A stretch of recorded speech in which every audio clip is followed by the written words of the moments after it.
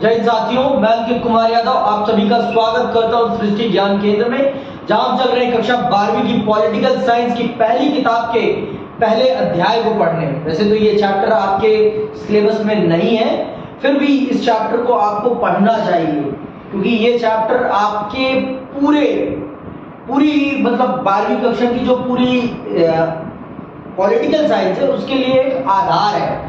ये चैप्टर आपको बताएगा कि भारतीय राजनीति और विश्व राजनीति ने किस प्रकार से अपना आकार ग्रहण किया है। आप चल रहे हैं विश्व राजनीति को समझने और भारतीय राजनीति को भी आप यहीं से समझना प्रारंभ करेंगे। ये जो शीत युद्ध लिखा है, शीत युद्ध का दौर, सबसे पहले तो हमें ये समझना है कि शीत युद्ध है क्या, शीत युद्ध क्यों हुआ, इसके पीछे कारण क्या है। उन कारणों को अब जब हम समझ लेंगे तब हम अगला जो चैप्टर है उसको भी अच्छे से समझ लेंगे और आने वाले चैप्टर को भी हम बहुत अच्छे से समझ पाएंगे। लेकिन अगर हम इसको नहीं समझते हैं तो हम कुछ भी समझ नहीं पाएंगे। इस चैप्टर को समझना इसीलिए बहुत ज्यादा जरूरी है, सबके लिए, हमारे लिए भी और पूरे के पूरे भारतवर्ष के लिए, क्योंकि ये चैप्टर समझाएगा कि भारत ने किस प्रकार से अपनी आजादी के दौरान किन समस्याओं में प्रारंभ करी है अपनी राजनीति। आज जितनी आसानी से किसी को गाली दे दी जाती है उतनी आसानी से देश ने अपनी राजनीति प्रारंभ नहीं करी है। उतनी आसानी से, जितनी आसानी से लोग आज गाली बक देते हैं कि नेहरू ने तो ये किया है, नेहरू ने तो वो किया है। अगर नेहरू के टाइम आप होते तो आपको पता चल जाता कि नेहरू ने क्या किया, क्या नहीं किया है। राजनीति हमेशा परिस्थितियों के हिसाब से होती है और उस समय की वैश्विक परिस्थिति बहुत ही डिफरेंट थी। देखो, ये जो शीत युद्ध है इसका प्रारंभ माना जाता है 1945 से लेकर 1991 तक, ये माना जाता है शीत युद्ध का प्रारंभ। शीत युद्ध के प्रारंभ होने से पहले भी एक घटना घटती है, उस घटना का भी शीत युद्ध के प्रारंभ होने में एक बहुत बड़ा योगदान होता है और वो होता है second world war. Second world war, second world war का टाइम पीरियड क्या है? सेकेंड वर्ल्ड वॉर का टाइम पीरियड है 1939 टू 1945। इस युद्ध में दुनिया दो भागों में बट जाती है, दुनिया दो भागों में बटी हुई होती है। एक होते हैं आपके मित्र राष्ट्र, एक होते हैं आपके मित्र राष्ट्र और एक होते हैं आपके धुरी राष्ट्र। मित्र राष्ट्र में कौन कौन है? मित्र राष्ट्र में है आपके यूएसए, फिर यूएसएसआर, फिर है आपका ब्रिटेन, फिर है आपका फ्रांस। ये आपके क्या है? मित्र राष्ट्र के देश। और इन देशों ने जिन जिन देशों को अपनी कॉलोनी बना रखा था इनके साथ वो भी इंक्लूड थे। जैसे भारत किसकी कॉलोनी था? भारत ब्रिटेन की कॉलोनी। भारत किसका उपनिवेशवाद था? भारत ब्रिटेन का। तो भारत भी इसमें सम्मिलित था, भारत के साथ श्रीलंका भी सम्मिलित था, भारत के साथ, मतलब जिन जिन देशों पर ब्रिटेन ने अपनी हुकूमत कर रखी थी तो दूसरे विश्व युद्ध में ना चाहते हुए भी वो देश भी सम्मिलित थे, उन देशों को भी सम्मिलित किया गया था, उन देशों से भी सैनिक मदद मांगी गई थी, उन देशों के लोगों को भी लड़ने के लिए जबरदस्ती ले जाया गया था। तो ये जाने। फिर इसके बाद आते हैं आपके कौन? आपके आते हैं धुरी राष्ट्र। धुरी राष्ट्र में कौन है आपका पहले आता है जर्मनी, ठीक है, फिर उसके बाद आता है इटली, फिर उसके बाद जापान, ठीक, ये देश है। ये क्या है? ये धुरी राष्ट्र। मैंने आपको बोला था कि अगली क्लास में कि आप उस टाइम इनके कौन राजा था, कौन प्रेसिडेंट था, ये पता कर लेना।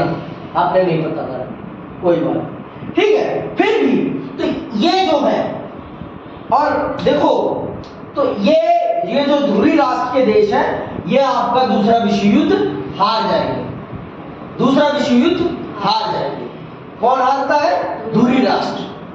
और आपको मैं बता देता हूं कि दूसरे विश्व युद्ध का अखाड़ा, लड़ाई कहां होती है? पूरी की पूरी कहां होती है? यूरोप में, क्योंकि यूरोप के ही सबसे ज्यादा देश सम्मिलित थे। कौन कौन? ब्रिटेन, फ्रांस, जर्मनी और इटली। ये सारे के सारे कहाँ के देश हैं? सारे के सारे यूरोपीय देश। तो इन्हीं के बीच में, और युद्ध का अंत अमेरिका करता है। युद्ध का अंत कौन करता है? अमेरिका करता है। कैसे करता है? जापान पे परमाणु बम गिरा कर। जापान पे क्या गिरा कर? परमाणु बम। परमाणु बम कब गिराता है? एक गिराता है वो कब? ये आप लोगों के लिए प्रश्न है, ये ढूंढना है और आपको बताना है, ठीक है? तो जापान पे परमाणु बम गिराकर ये युद्ध, दूसरा विश्व युद्ध समाप्त किया जाता है। फिर जो स्टार्ट होता है, इसके बाद उसी को हम कहते हैं शीत युद्ध। शीत युद्ध इसी को कहते हैं। और शीत युद्ध स्टार्ट होने के पीछे सबसे बड़ा कारण क्या होता है? इन दोनों के बीच, जो एक टाइम पर दोनों मित्र हैं, एक ही ग्रुप के हैं, इनके बीच में पावर स्ट्रगल और आइडियोलॉजिकल स्ट्रगल ही आपका कोल्ड वॉर बनता है। किसके किसके बीच का? यूएसए के बीच का और यूएसएसआर के बीच का आइडियोलॉजिकल कॉन्फ्लिक्ट। फिर से सुन लो, यूएसए और यूएसएसआर का आइडियोलॉजिकल कॉन्फ्लिक्ट ही बनता है आपका शीत युद्ध का कारण।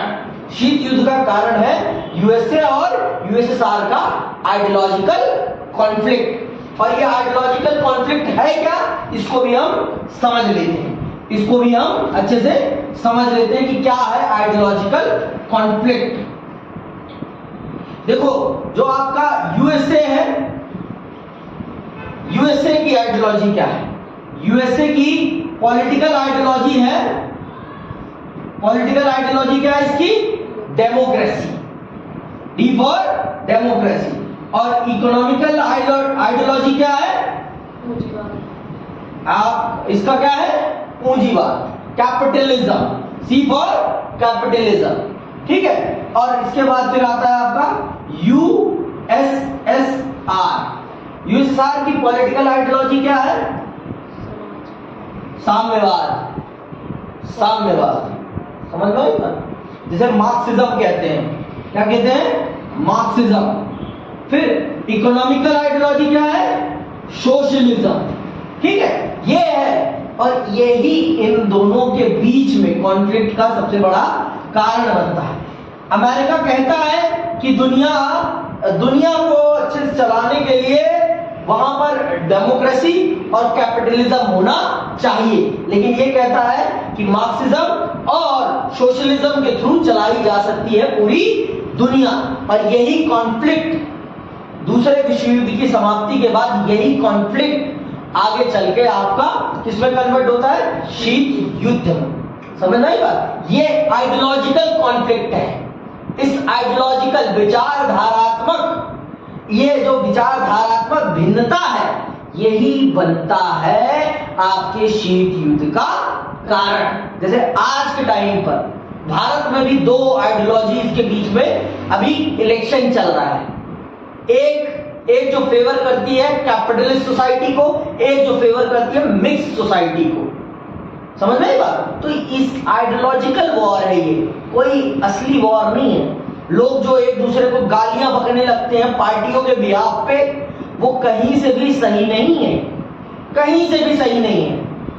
पार्टियां आइडियोलॉजिकली लड़ रही हैं, उनको हथियारों से लड़ने की कोई जरूरत नहीं है। और at the end Janata decide करेगी कि उनके ऊपर कौन सी आइडियोलॉजी रूल करेगी। ये जनता के हाथ में है। आप कौन होते हैं लड़ने वाले? आपको किसने ये अधिकार दिया? पार्टी ने तो आपको नहीं बिठाया है कि मेरे बिहाफ पर लड़ो। तुम आप चर्चा करिए, लड़िए मत। आपको लड़ने के लिए वो, अगर आप फंस गए ना लड़ाई में, तो आपको बचाने आने वाले नहीं है पॉलिटिकल पार्टियां। आपकी बेल तक कराने नहीं आएंगी, वो पिसना आपके घर वालों को है। ये बात जान लो आप। समझ में आई बात? तो आप कभी लड़िए मत। हाथ तो किसी पे भी मत उठाइए। हाथ उठाने का मतलब है, तो यहां पर भी यही होगा। युद्ध की तैयारी बहुत होगी, लेकिन कभी युद्ध नहीं होगा। युद्ध के लिए हथियार बहुत बनाए जाएंगे, लेकिन युद्ध कभी नहीं होगा। अगर आप इसको नहीं पढ़ पाओगे ना, इसको नहीं समझ के चलोगे, तो अगला चैप्टर जो है उसको कभी समझ ही नहीं पाओगे, क्योंकि वो चैप्टर का बेस यही है। आपको यही नहीं समझ में आएगा कि फिर यूएसएसआर ने इतने हथियार क्यों बनाए, उसने हथियार पे इतना पैसा क्यों लगाया। आप तभी समझ पाओगे ना कि उसने इसलिए लगाया क्योंकि कोल्ड वॉर चल रहा था, क्योंकि उसे अपने आप को पावरफुल दिखाना था, क्योंकि उसे अपने पीछे कुछ लोगों को जोड़ना था, और जुड़ता उसी के पीछे व्यक्ति है जिसके पास क्या होती है, पावर। भिखारी के पीछे कोई नहीं चलता, चलते लोग उसी के पीछे है जिसके पास पैसा होता है। पैसे वाले इंसान के पीछे ही आपको 10 लोग दिखेंगे, भिखारी के पीछे आपको कभी 10 लोग नहीं दिखेंगे। दिखते हैं? कदापि नहीं दिखेंगे। तो ये है इसका मेन फोकस, ये चैप्टर इस पर चलेगा। इस चैप्टर में हम यही पूरा समझेंगे। तो भारत कब आजाद हुआ है? भारत आजाद हुआ है 1947, राइट? ये आजाद हुआ है। तो आप देखिए कि भारत किस टाइम पीरियड में आजाद हुआ है। भारत कोल्ड वॉर के टाइम पीरियड में आजाद हुआ। तो जब कोल्ड वॉर के टाइम पीरियड में आजाद हुआ है तो उसके ऊपर भी तो इंटरनेशनल पावर्स का दबाव है, उसे भी तो इंटरनेशनल पावर्स के अकॉर्डिंग चलना पड़ेगा। लेकिन भारत ने इन दोनों इंटरनेशनल पावर्स के साथ चलना स्वीकार नहीं किया। उसने अपनी एक नई पावर बनाई, जिसे कहते हैं नॉन अलायंस मूवमेंट। गुट निरपेक्ष आंदोलन बनाया उसने, अपने आप को एक नई शक्ति के रूप में स्थापित करने का प्रयास किया भारत ने। अब यह आपको पढ़ाया ही नहीं जाएगा तो आपको कैसे पता चलेगा कि नेहरू ने करा क्या है। नेहरू ने भारत को एक नया स्टैंड दिया है कि किसी के पीछे चलने की जरूरत नहीं है, हम दुनिया को अपने पीछे चलाएंगे, हमें किसी के पीछे चलने की जरूरत नहीं है। तो ये नेहरू ने किया है। उस टाइम पीरियड में जब दो ताकतवर, दुनिया की दो सबसे ज्यादा ताकतवर शक्तियां आपस में वैचारिक रूप से भिड़ी हुई थी, तब उन्होंने ये करके दिखाया है। समझ में आई बात? ये करना कोई छोटी बात नहीं है, बहुत बड़ा काम करा था उन्होंने। जिस टाइम ये कोल्ड वॉर के टाइम पे उन्होंने एक अलग स्टैंड जो बनवाया था दुनिया का, वो बहुत बड़ी बात। आज के लोग नहीं समझ सकते इस चीज को। तो चलते हैं, चैप्टर का प्रारंभ करते हैं और समझते हैं कि इस चैप्टर में हम पढ़ेंगे क्या, किन किन विषयों को समझने का हम प्रयास करेंगे। यह अध्याय पूरी पुस्तक के लिए एक पूर्व पीठिका प्रस्तुत करता है। शीत युद्ध की समाप्ति को समकालीन विश्व राजनीति की शुरुआत की तरह देखा जाता है। ठीक है, तो आप ये जान लीजिए कि शीत युद्ध की समाप्ति को आज जो राजनीति चल रही है उसकी शुरुआत की तरह देखा जाता है। तो अब आप देख लीजिए कि इस चैप्टर को ना पढ़ाने से किसका नुकसान होगा, ना पढ़ने से किसका नुकसान होगा। और सीबीएसई को ये बात ही नहीं समझ में आती कि ये चैप्टर नहीं पढ़ाएंगे तो बच्चों का नॉलेज लेवल कितना डाउन जाएगा। उन्हें नॉलेज से आपकी कोई फर्क नहीं पड़ता, उन्हें बस इस बात से फर्क पड़ता है कि बच्चा ये ना जान पाए कि नेहरू का क्या कंट्रीब्यूशन, नेहरू ने भारत को किस स्थिति में स्टैंड दिया है। ये कोई तरीका नहीं है। आप उस व्यक्ति को अपने इतिहास से किसी भी कीमत से नहीं निकाल सकते। जो एक बार आपके इतिहास में आ गया सो आ गया। आप चाहकर भी इस देश के इतिहास से बाबर को नहीं निकाल सकते, आप चाहकर भी इस देश के इतिहास से औरंगजेब को नहीं निकाल सकते। अगर आप महाराणा प्रताप को पढ़ाएंगे तो आपको अकबर भी पढ़ाना पड़ेगा, नहीं तो किसके साथ लड़ाई दिखाओगे उनकी? कठपुतली के साथ तो नहीं लड़े हैं ना, लड़े तो वो अकबर के साथ ही है। तो आपको जब आप महाराणा प्रताप को पढ़ाएंगे तो आपको अकबर को पढ़ाना ही पड़ेगा। जब आप शिवाजी महाराज को पढ़ाएंगे तो आपको औरंगजेब को पढ़ाना पड़ेगा। तो आप चाह कर भी नहीं निकाल सकते भारत के इतिहास से अब उनको किसी भी कीमत पर। तो इतना द्वेष पालकर क्या कर लोगे फिर? लोगों के मन में ये घृणा भर के क्या कर लोगे? तो घृणा भरने से कुछ नहीं होगा। और यहाँ का मुसलमान यहीं का है, वो कन्वर्टेड मुसलमान है, वो कोई अरब से नहीं आया है यहाँ पर। इस बात को समझना पड़ेगा हमारे देश के लोगों को, और अगर हमारे देश के लोग ये नहीं समझेंगे तो कुत्ते की तरह कटेंगे और कुत्ते की तरह मरेंगे, इसके अलावा कुछ नहीं करेंगे। ये बात जान, इसीलिए इतिहास को पढ़ना बहुत ज्यादा जरूरी है, बहुत ही ज्यादा जरूरी है। आगे सुनिए। शीत युद्ध की समाप्ति को समकालीन विश्व राजनीति की शुरुआत की तरह देखा जाता है। यही समकालीन विश्व राजनीति इस पुस्तक की विषय वस्तु है। इसीलिए यह उचित ही है कि हम कहानी की शुरुआत शीत युद्ध की चर्चा से करें। इस अध्याय से यह साफ होगा कि किस तरह दो महाशक्तियां संयुक्त राज्य अमेरिका और सोवियत संघ का वर्चस्व शीत युद्ध के केंद्र में था। जरा रुको, कोई आया है क्या? इस युद्ध से यह साफ होगा कि किस तरह दो महाशक्तियां संयुक्त राज्य अमेरिका और सोवियत संघ का वर्चस्व शीत युद्ध के केंद्र में था।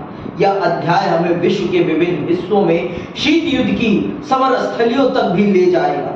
इस अध्याय में गुटनिरपेक्ष आंदोलन पर इस दृष्टि से विचार किया गया है कि किस तरह इसने दो राष्ट्रों के दबदबे को चुनौती दी। गुटनिरपेक्ष देशों द्वारा नई अंतरराष्ट्रीय आर्थिक व्यवस्था स्थापित करने के प्रयास की चर्चा इस अध्याय में यह बताते हुए की गई है कि किस तरह इन देशों ने गुटनिरपेक्ष आंदोलन को अपने आर्थिक विकास और राजनीतिक स्वतंत्रता का साधन बनाया। अध्याय के अंत में गुटनिरपेक्ष आंदोलन में भारत की भूमिका का मूल्यांकन किया गया है और यह प्रश्न पूछा गया है कि भारत के हितों की रक्षा में गुटनिरपेक्षता की नीति किस सीमा तक सफल रही। तो ये सारी चीजें हम इस चैप्टर में समझेंगे। पहले तो हम समझेंगे महाशक्तियों के उदय के बारे में और इन महाशक्तियों ने किस प्रकार से पूरे विश्व को दो भागों में बांटा, फिर किस प्रकार से 9 स्वतंत्र देशों ने अपनी राजनीतिक महत्वाकांक्षाओं को केंद्र बिंदु में रखते हुए गुटनिरपेक्ष आंदोलन का निर्माण किया, और फिर हम अपने देश भारत के बारे में भी समझेंगे कि भारत ने किस प्रकार से गुटनिरपेक्ष आंदोलन का लाभ उठाते हुए अपने आप को स्थापित किया।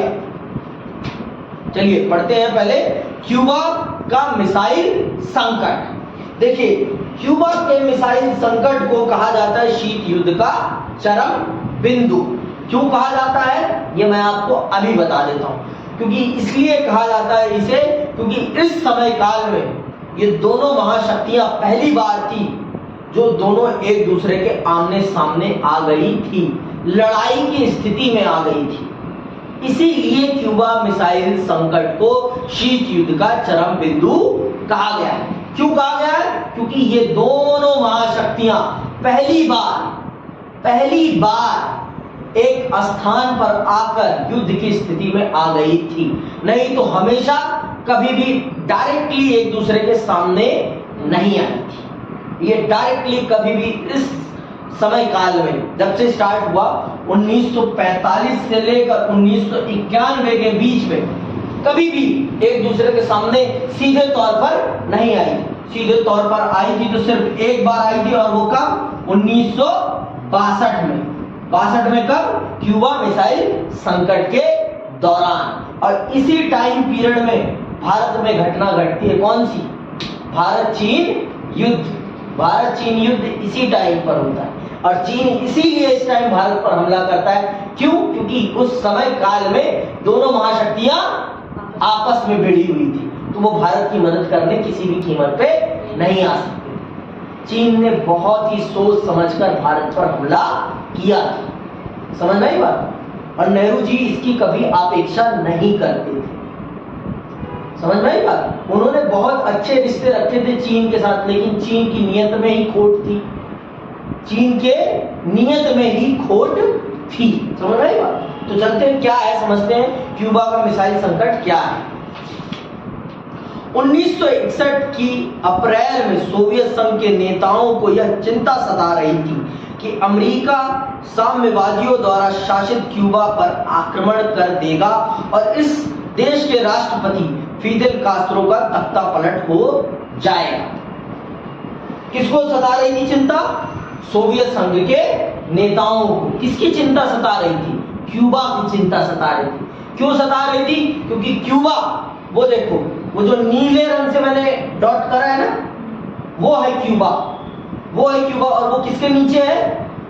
जस्ट अमेरिका के नीचे, यूएसए के नीचे। और वो सोवियत की विचारधारा से चलता था। कौन? क्यूबा। तो उन्हें ये चिंता सता रही थी, किसको?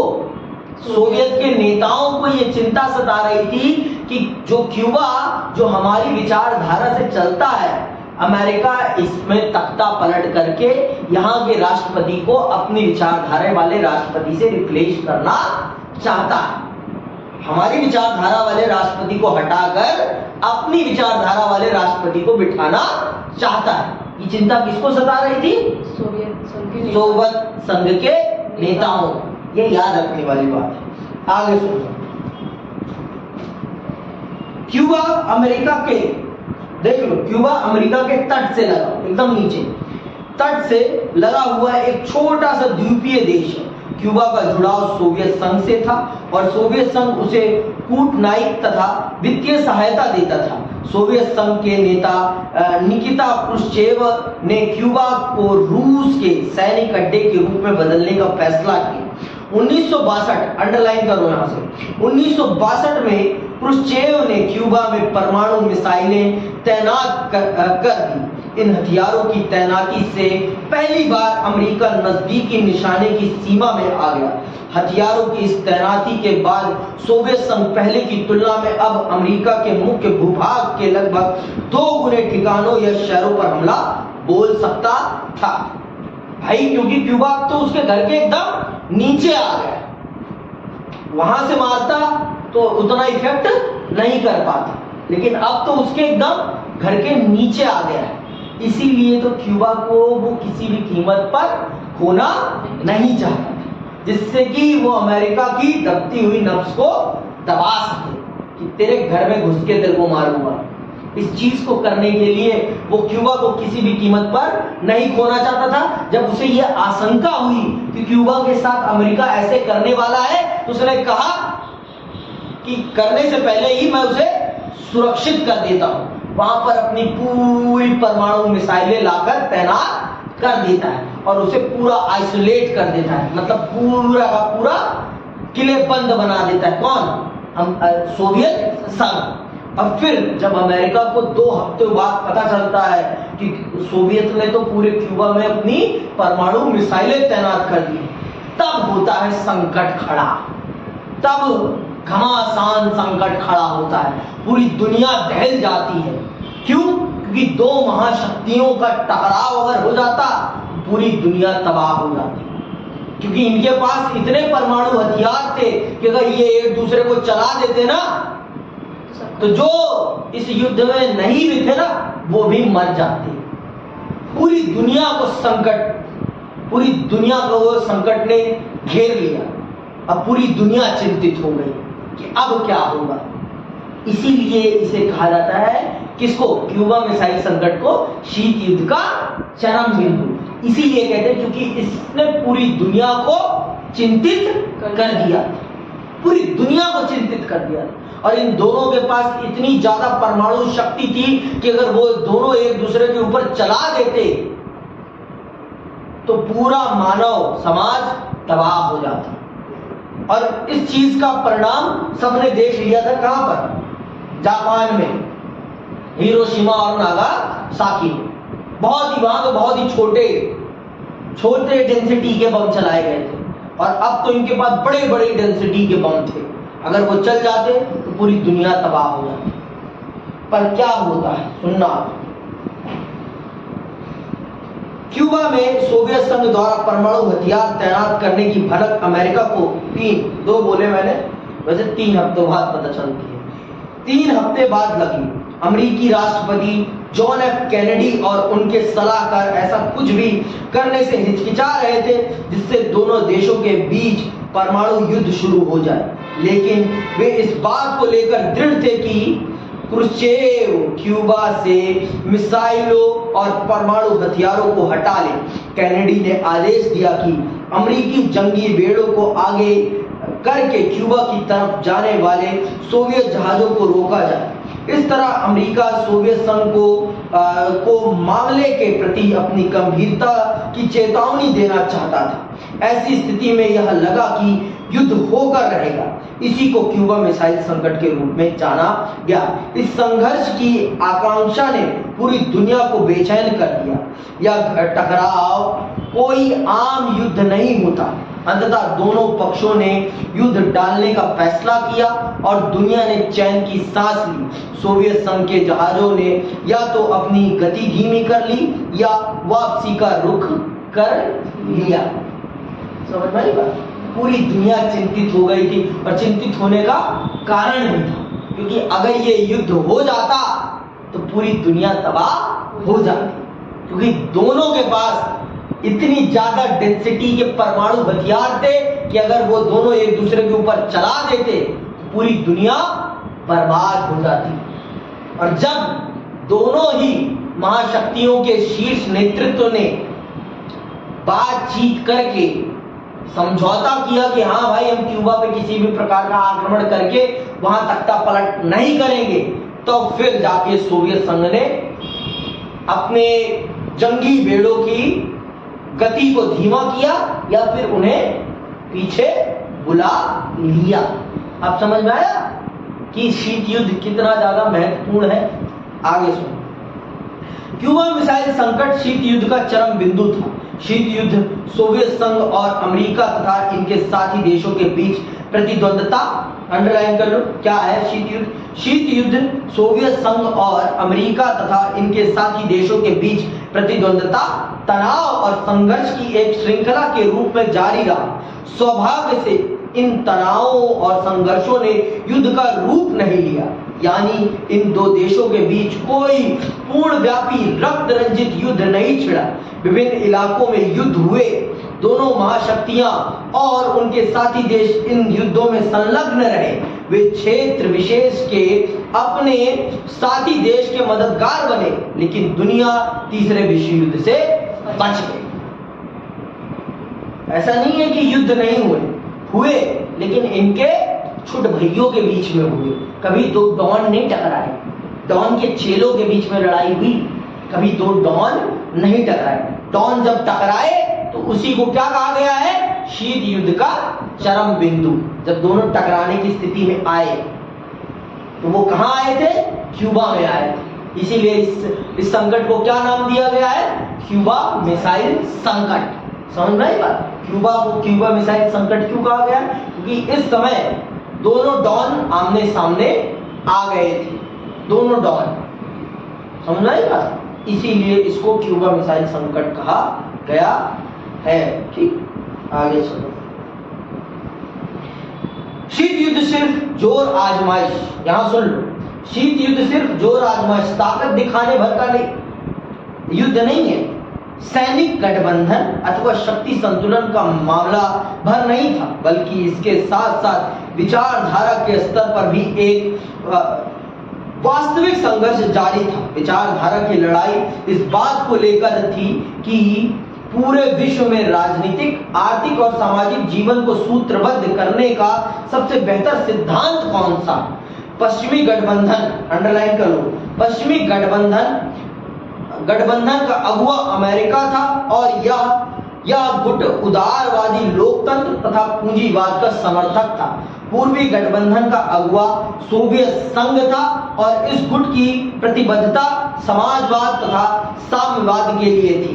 आप इन विचारधाराओं के बारे में कक्षा 11 में पढ़ चुके हैं। तो असली कॉन्फ्लिक्ट इस चीज का था कि दुनिया कौन सी विचारधारा को मानकर चले। तो सोवियत संघ अपनी विचारधारा को फैला रहा था और अमेरिका अपनी विचारधारा को फैला रहा था। अमेरिका कह रहा था कि मेरी विचारधारा सबसे अच्छी है, पूरी दुनिया को मेरी विचारधारा में चलना चाहिए, और आपका सोवियत कह रहा था मेरी विचारधारा सबसे अच्छी है, पूरी दुनिया को मेरी विचारधारा में चलना चाहिए, मेरी विचारधारा में ढलना चाहिए। और यही कॉन्फ्लिक्ट है जो चलता है 1945 से लेकर 1991 तक। और फिर एट द एंड सोवियत संघ टूट जाता है, बर्बाद हो जाता है और वो हार जाता है शीत युद्ध, और अमेरिका विजयी के तौर पर उभरकर पूरी दुनिया के सामने आता है। तो इस प्रकार से आपका शीत युद्ध समाप्त होता है। ऐसे तो आज हमने समझ लिया कि क्या है क्यूबा मिसाइल संकट। अब अगली क्लास में हम समझेंगे शीत युद्ध क्या है, शीत युद्ध ने किस प्रकार से पूरी दुनिया को दो खेमों में बांटा और इन दोनों देशों ने किस प्रकार से यूरोप को बांटा और किस प्रकार से अपने आर्थिक विकास को बढ़ावा दिया और अपने इस आइडियोलॉजिकल वॉर को कैसे आगे बढ़ाया। तो आज के लिए बस इतना, इसी के साथ मैं विदा लेता हूं। जय हिंद, जय भारत।